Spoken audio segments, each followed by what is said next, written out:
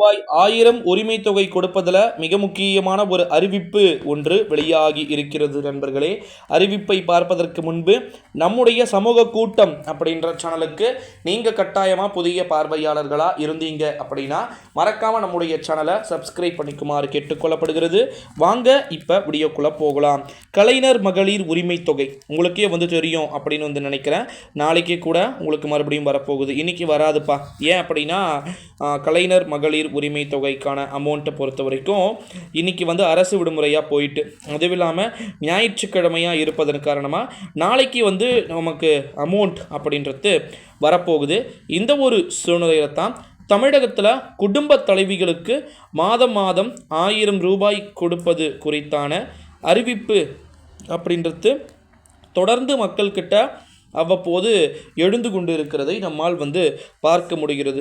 இந்த ஒரு சூழ்நிலையில் தான் ஒட்டு மொத்தமாகவே கலைஞர் மகளிர் உரிமை தொகை ரூபாய் 1000 கொடுப்பது பற்றி ஒரு மிக முக்கியமான ஒரு அறிவிப்பு ஒன்று வெளியாகி இருக்கு அப்படின்னே சொல்லப்படுகிறது.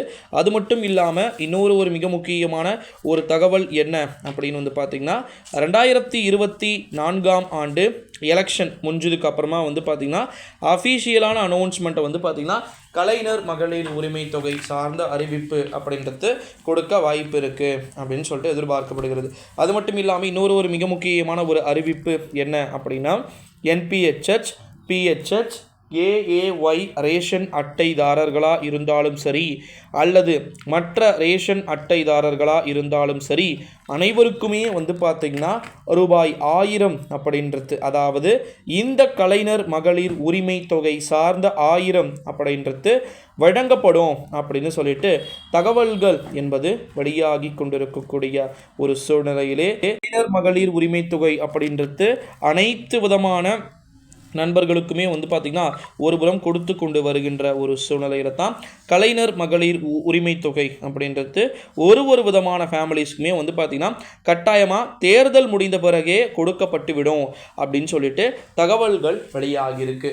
ஸோ அப்போ எலெக்ஷன் என்னைக்கு முடியுது?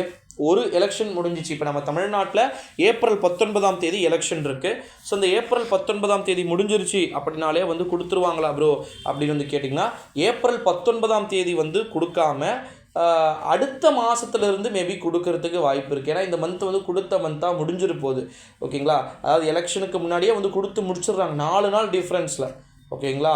ஸோ அதனால் கண்டிப்பாக அடுத்த மாதமே கொடுக்கறதுக்கு வாய்ப்புகள் இருக்குது. கொடுக்கப்படாத அனைத்து விதமான நண்பர்களுக்குமே வீடு வீடாக தேடி தேடி இந்த கலைஞர் மகளிர் உரிமை தொகை அப்படின்றது கொடுக்கப்படுவதற்கு வாய்ப்புகளும் சாத்தியக்கூறுகளும் இருக்குது அப்படின்னே சொல்லலாம் நண்பர்களே.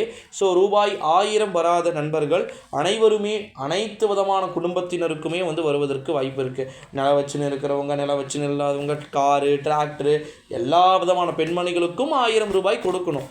கவர்மெண்ட் அப்படி தான் அந்த ப்ரொசீஜர் தான் பண்ணி தான் ஃபஸ்ட்டு ஓட்டு கேட்டு மக்கள் 1000 ரூபாய் கொடுக்குறாங்கன்னா அதுக்காக தான் காரணம். ஸோ வெயிட் பண்ணி பார்க்கலாம் நண்பர்களே. மறக்காமல் சமூக கூட்டம் சேனலை சப்ஸ்கிரைப்